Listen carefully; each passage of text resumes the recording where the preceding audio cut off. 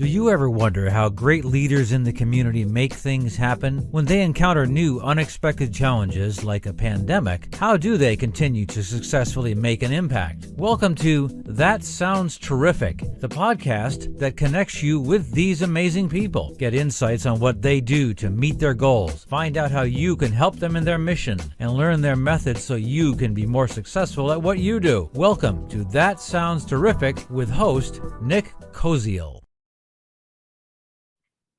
Hello, everyone, and welcome to another episode of That Sounds Terrific. Joining me today is Tanner Sanderson from Synchronic Industries. He's the VP of Business Development there, and I'm so glad to have you on the show, Tanner. Thanks for joining us.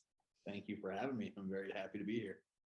Yeah, well, I mean, let's start off just like I want to learn more about you and like what Synchronic Industries is and what you guys do and kind of like some of the things that you're into and working on right now.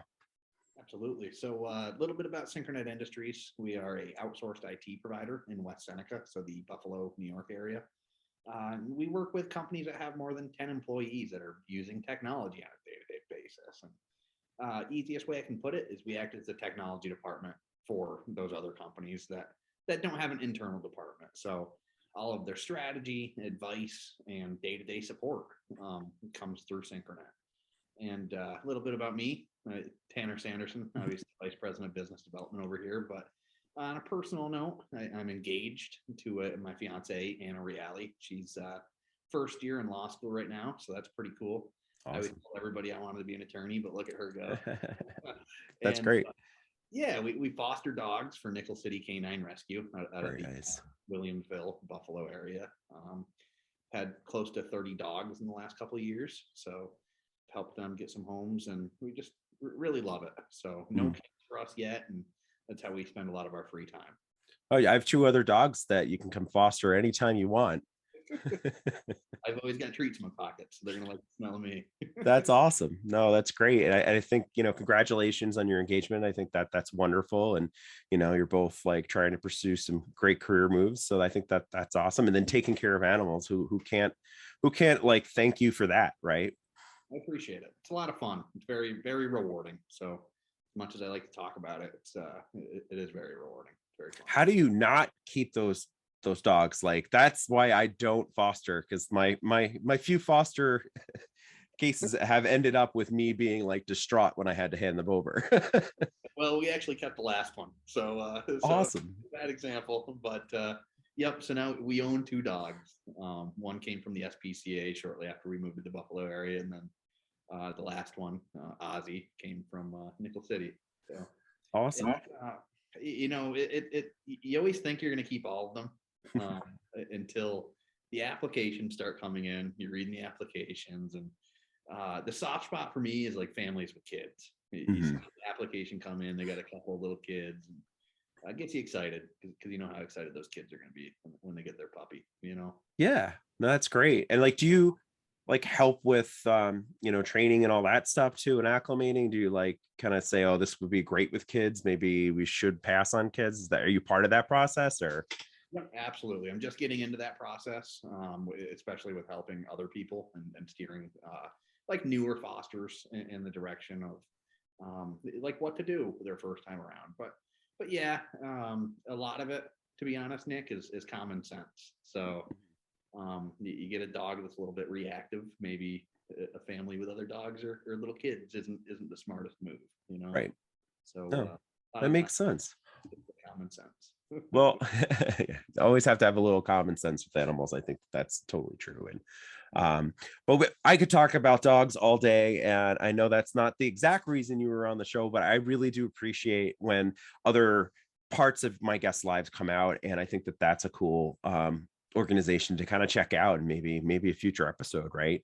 But tell me a little bit more about Synchronic Industries, and kind of like, what are your sweet spots? Like, what do you like? I know you're sort of like that technology department for companies that can't maybe afford to hire their own tech crew, but what does that really mean?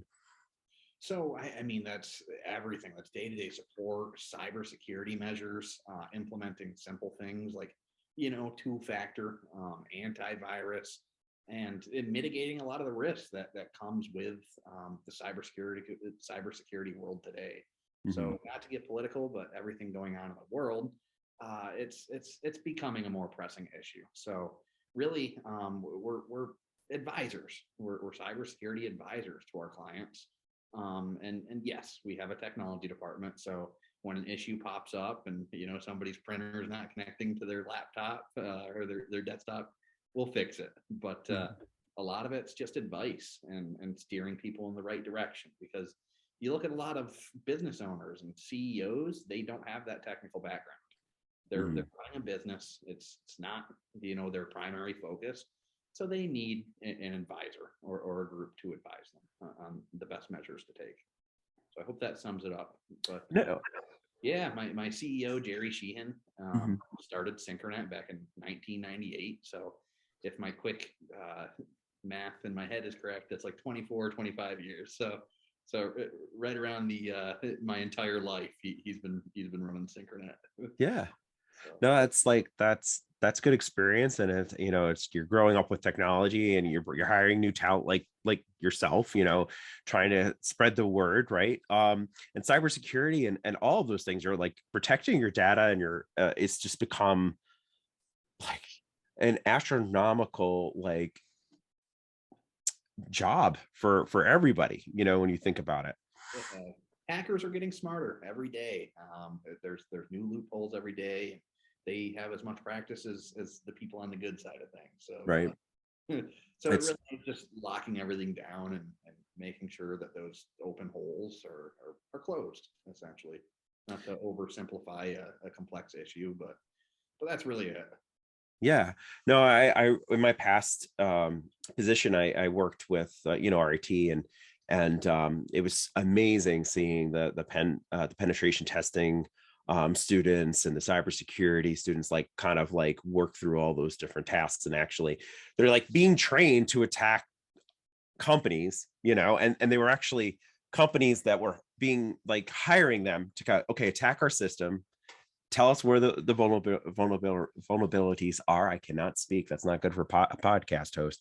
And like, show us where we can improve. And I think that, is becoming more and more prevalent, that we need to kind of train our engineers to do it. Practice first for the disaster or disaster recovery, and see how quickly you can get that information back, or how long it takes, and how hard is it to get it back, and practice first before the real thing happens. And wow, our IT students over there are probably smarter than me, man. I used to say it was amazing being at a place where like everybody was literally smarter than you by like that much, So pick up a thing or two, right? Yeah, no, it's such an enlightening thing. Like a lot of my career was in higher education, and being on a campus and just learning every day. I mean, you learn something new every day, no matter where you are. But being in a place like that, where there's just amazing ideas, floating around, like, and being spoken about. We were talking about dogs and pets, and there was two students that I kind of participated in a study with that were doing an app for dog training. So to kind of like help prod you to like train your dog, because part of the problem is the actual like consistency of it, right? So all right, sorry, go ahead. You were gonna say something. It's amazing. It's amazing stuff. It's really cool. So okay, so all right, what's your like sweet spot for your company? You said it was like people, under 10 employees or 10 employees and above, right? So like, where do you find most of your business, that sweet spot? Well, most of the business obviously is in the Buffalo area, right? Or based here, but we really say more than 10 employees that are using technology on a day-to-day basis, or users in the tech world. Just because that's when you start to really see that they're going to have a lot of issues on a day-to-day basis, and that's where our process can start to drive down some of those issues. Sure. And things like continual alignment and going through best practices, checklists, everything that's in our SynchroNet way and in our process here. Once you hit that 10 employee mark that are using technology, that's when we can start to actually make a difference in their business. It's not that companies lower than 10 employees don't need a technology company. It's just we're really not the one for them. So sure.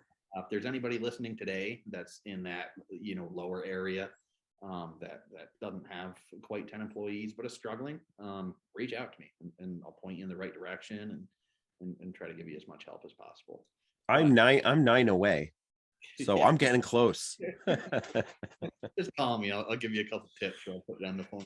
Yeah. Why don't you give us, if you don't mind giving us a couple tips right now, like what are some of the things that, like what are the free nuggets of information that you're willing to kind of part with to kind of get us started or hooked?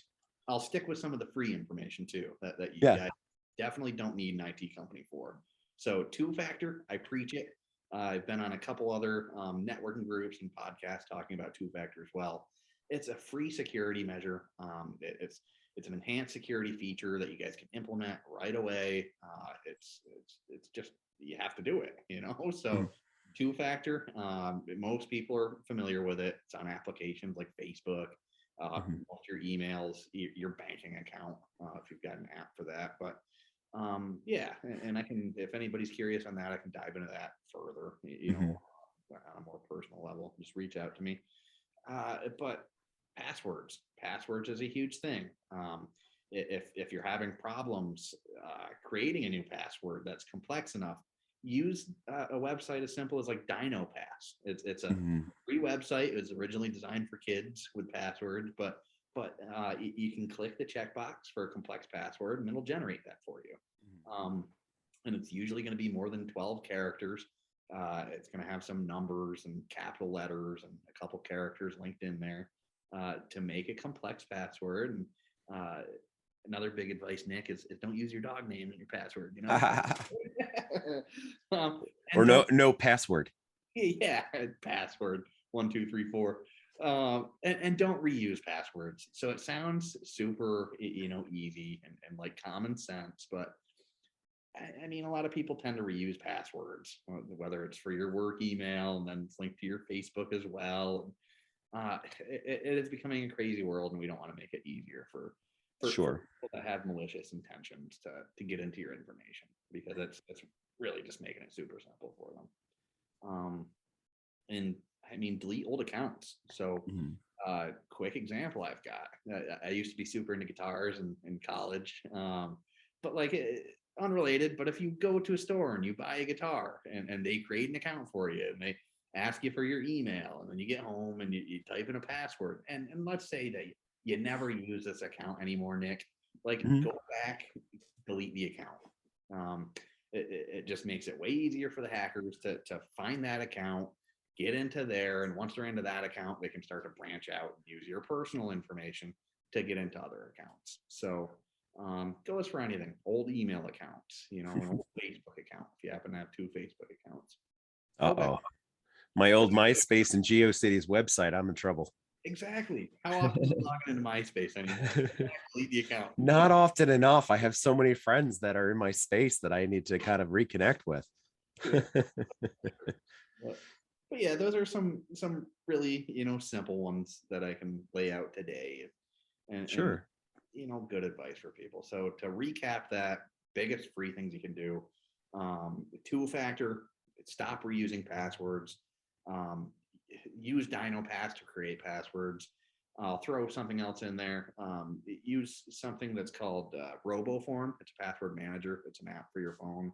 So there's all these elaborate and hard passwords in a password manager app. That way you don't have to write them down. You go to the app, you'll remember the passwords because they're saved there, and delete old accounts. I was actually going to ask that question about the auto-generated things. Like I know the iPhone and the Mac and stuff like that suggests passwords. Here's a really secure password, and like, how secure is that, right? I'm sure for the most part they're pretty secure, but doesn't hurt to come up with your own. Right. That definitely does not. I mean, I use DinoPass all the time because I, being at an IT company, knocking on my door and Tanner, change your passwords. You got to do it every 6 months. So when those come up, I'm using DinoPass, and then guess what? I'm taking that password and I'm putting it into RoboForm. That way I don't forget it. So it's little things that you can do, and those little things add up. They really enhance your your personal life cybersecurity, and if you're a business owner or working in a business, it helps that as well. No, I think that's great, and I appreciate the free advice. But if someone's looking for a little bit more from you and from SynchroNet, like, what are some of the steps? Like, what are the first steps? Like, what are the things that you guys do for companies that's sort of like your standard services, your most popular stuff? Yeah, so I mean, we only work with companies that use us on a continual basis, like month to month. We don't have long-term contracts over here, but some of the regular things that we do for our customers that are included in that base contract, so to speak, or day-to-day support. It's on-site, that's remote. All of the backups that they need for their business. Everything that I just talked about, implementing two-factor and getting them set up for their complex passwords and how to store their passwords. All of that. And honestly, Nick, it's the easiest way I can say it is anything that is within what they need for technology, that falls on us. So, when you were working at some of the higher education places that you were, it'd be no different than if you had an issue there and you went to your internal department for help. That's what we do for our customers. So you've got like a customer call center type thing that people can call in for help at, for help, all the antivirus, just all cybersecurity measures and day-to-day support is what we do for our customers. Now, is like all the technology that you're implementing, is it mostly just built by SynchroNet, or is it like, do you guys use like, I don't know, Google Suites, or are they a competitor? Like, how does that kind of part? We use whatever that business needs. And so you look at different industries. A lot of industries have very specific software that they need for their equipment or whatever they're doing. Financial institutions have a lot of private information that they can't have people getting. So it really is kind of tailored to that industry and that business. And we'll use pretty much anything as long as we have some sort of history of using it, know how to use it, and if we know it's secure. And but yeah, I mean, it has to just do depends with what that company needs. Now, like the companies that you engage, or is there a specific industry that you guys are more apt to service? I mean, I'm sure you do everything, but like, I guess, is there an industry that you're like, it's your specialty or anything like that? We are all over the place. But I mean, you look at the Buffalo area, there's a lot of metal fabricators, there's a lot of financial institutions. So they take up a lot of our client base, I guess. But yeah, I mean, we're all over the place. Any company that has information that needs to be protected, or has computers or issues with their computers, they would use a company like SynchroNet. And I always joke because it's really not the computers that create the problems; it's the people sitting behind the computers that create the problems, because they're the ones clicking on stuff. Me. Yep. So we get tested all the time at my current organization, and I failed once. Usually I'm pretty darn good. Yep. But it looked perfect, and of course, luckily it was a test from our administrator saying, hey, you just failed. I'm like, great. All that testing at SynchroNet too. So all the cybersecurity training and yeah. We do that for our clients because it's important, and people click on links. This particular one was really tricky because you know how you like hover over the link to see like where the site goes, and it was like so freaking close to like what it was supposed to be, and it's just like I'm like, oh yeah, click on that.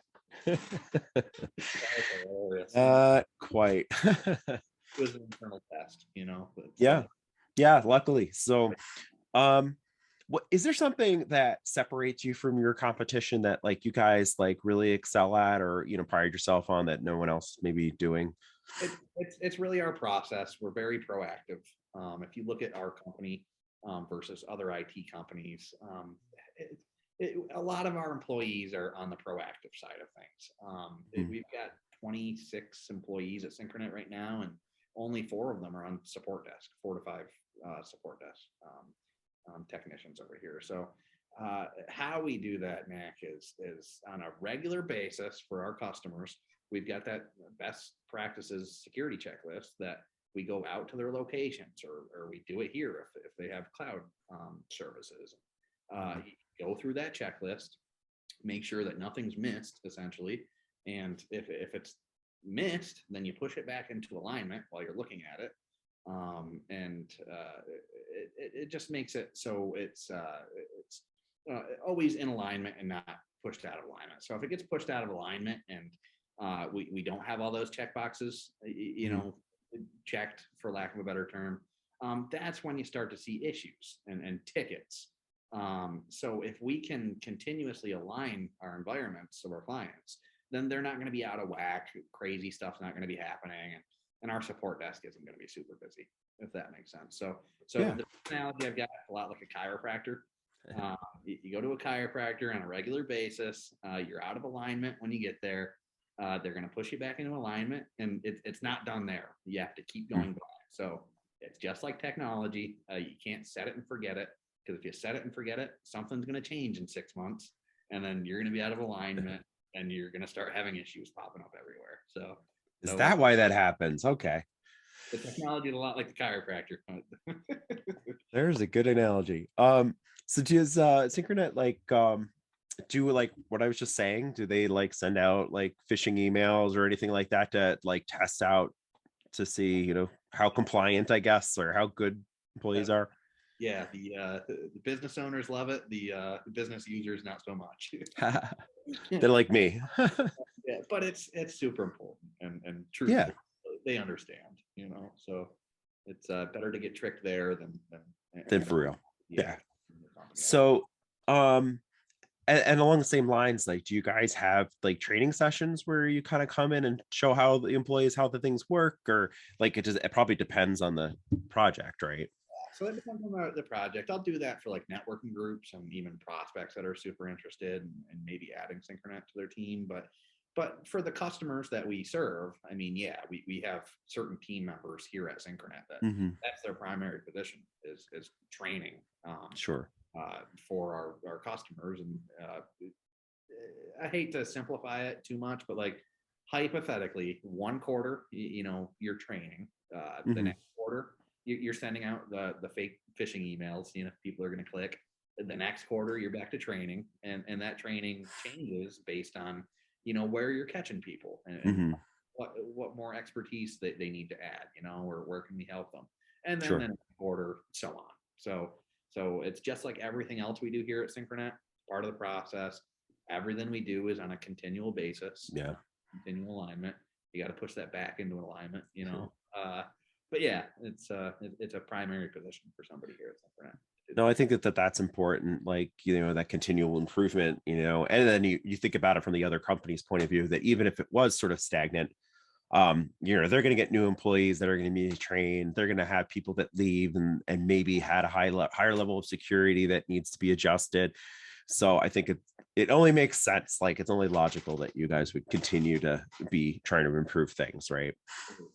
Absolutely. So, and I mean, for companies out there that might not be at the point of hiring a company like SynchroNet, I'm sure there's free training out there for those people that really need it. If they're that curious about it and would like to implement that, like just like anything else on the internet, you can usually find a free version of something that's more intense out there. So right. So I definitely encourage people to go look for that. Yeah. No, I'll definitely have to check that out too, or maybe I'll just call somebody named Tanner. Tell me about this. So how about like, we talked a lot about the business that you guys do. And I know that you're very involved, like, with fostering dogs and anything. Is there anything SynchroNet like Pat is passionate about, maybe in in that world too?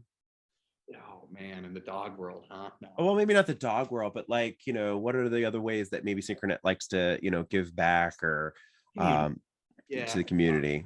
Definitely. I mean, anybody that's looking for like a guest speaker will definitely come give some sort of presentation. We're always willing to help. We help municipalities quite a bit.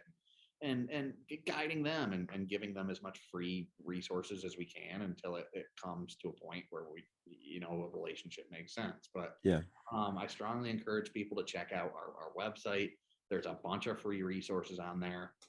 If you check out the free resources, you're not always going to be having a salesperson call you.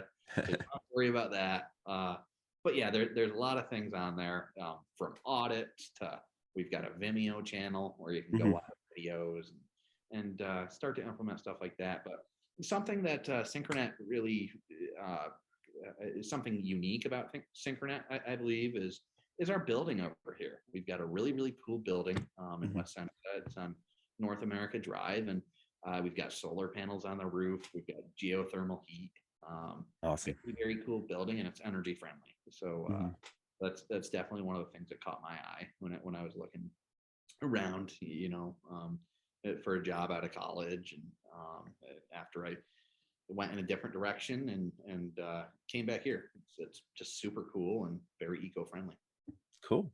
No, that's always good. And then, when companies do make it, they make an impact on the environment. So it's good to see, companies like yourselves that actually, take that into consideration and try to make a smaller, footprint, right? Yeah, very important. How can, other companies or people or even my listeners kind of help you guys? Help us. I mean, always be on the lookout for, other companies that might need to outsource their services, especially if, you run into somebody that might not be happy with who they're currently using. But, have a chat with me, throw up a Google review if you're familiar with us. And it's just always starting a conversation. So I network a lot, never hurts to bring up SynchroNet. And I'm nice. I tend to buy the coffee or the beer, depending on where we go. Oh man, we didn't meet in person. I did not know that. Next time. Okay. Like the first round, you get the second. You know what Yeah, I mean? of course. That'd be great. Yeah, it's all about helping, and truly mean that. Yeah, no, appreciate that, and appreciate you, Tanner. We met through networking, and I thought the things that you were doing and the type of person you were, I just wanted to have you on the show and kind of just share what you're doing, but also what SynchroNet's doing, because I think like we were saying off camera, it's just one of those things in the world right now, especially with what's going on, that we have to kind of watch out for each other and having breaches in some areas lead to breaches in others, right? So I really appreciate the work that you do and that SynchroNet does. Is there anything that I haven't asked you that you're just dying to tell our listeners? I promised you no stumpers, but this seems to be the one that stumps guests. So but is there anything that you'd love to share? Love to share my phone number, 716-55-3553. Awesome. Honestly, man, I'm just really happy to be here and happy to have a conversation with you. And I'd love to actually take an opportunity to kind of pitch what you're doing a little bit too, because I know outside of this podcast, with the Alzheimer's work that you're doing is super important. And if I'm not correct, if I'm not mistaken, you guys have some sort of a big event coming up, right? Sure. I mean, the summer solstice is when we celebrate the longest day, and that's across the country. Basically, it's a fundraiser that anybody can do. So like, you talk about, like, I'm sure there's a way that your company could even do something. So like you could have a bake sale, you could have a bowl-a-thon, you could have backyard games, and just, some people do, March Madness, those types of things, and just raise money for the Alzheimer's Association.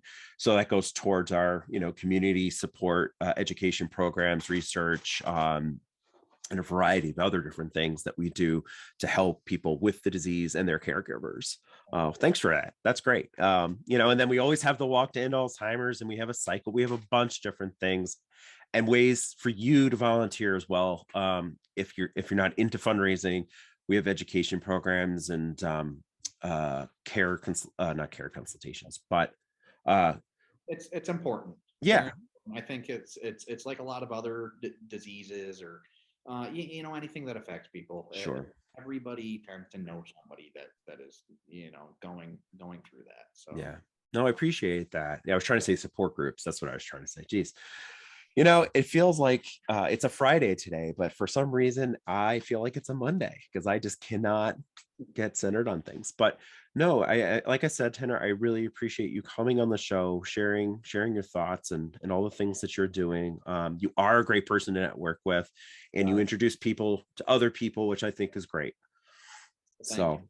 I appreciate the kind words. Yeah, of course. We don't stop here. I'm sure we'll be talking. So yeah, definitely. And maybe we'll have you on the show again, talking about dogs more, or some other awesome things that you're working on. So absolutely.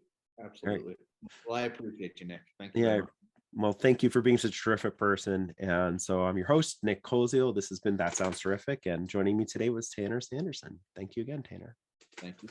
Thank you for joining us in another episode of That Sounds Terrific. Don't forget to check out the show notes and our website at thatsoundsterrific.com to find the contact information and the best ways to volunteer with the organizations that we feature. If you know someone that is doing terrific things and think they should be featured in a future episode, be sure to email us their name, contact info, and short description of what they're doing at thatsoundsterrific@gmail.com. If you like our show, give us a 5-star rating and give us some social media love by liking our Facebook page, That Sounds Terrific. Follow us on Twitter at Sounds Terrific 2 and Instagram at Sounds Terrific. We love hearing your feedback on how to make our show sound even more terrific. Till next time.